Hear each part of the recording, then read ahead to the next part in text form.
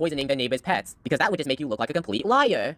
You think you have pointed out a contradiction, but you have not. Notice how, in my original post, I made no statement about whether anyone should or should not poison a barking dog. The point I originally made was about how you defend people who knowingly disturb their neighbor's peaceful existence. But it flew over your head. Now why didn't you make a video saying, hey, I think the poisoning is wrong, but so is the barking. Dog owners should be mindful. They should train their dogs not to bark, or not own dogs if they can't. If you value your dog's safety, please make sure the dog isn't a problem for someone else to be forced to deal with. You could have easily made those statements, but you only focused on the reaction to the barking. As usual, you omit and ignore context. I never defended the dog owners. Heck, I never even said anything about them in that video. But according to you, saying nothing about the dog owners is defending. Also, intentional or not, you were implying that the people who poisoned the dogs were in the right. So it seems like the meaning of your own post flew over your head. Also, why did you make a video on why the barking is bad? Well, I have a better question for you.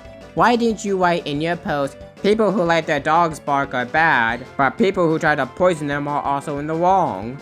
But I already know the answer, considering you argued that poisoning dogs isn't cruelty.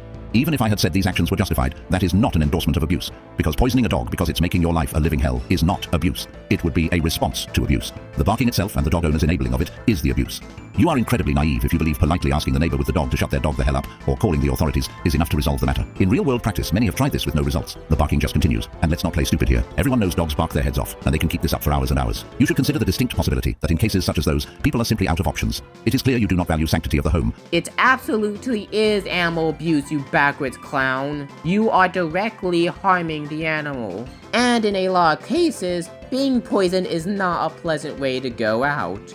Also, a dog being noisy is not an excuse to poison it, and the fact that you try to excuse it by saying, "You're incredibly naive if you think that just talking with a dog owner is going to solve anything," because in reality, it doesn't work most of the time, which I highly doubt.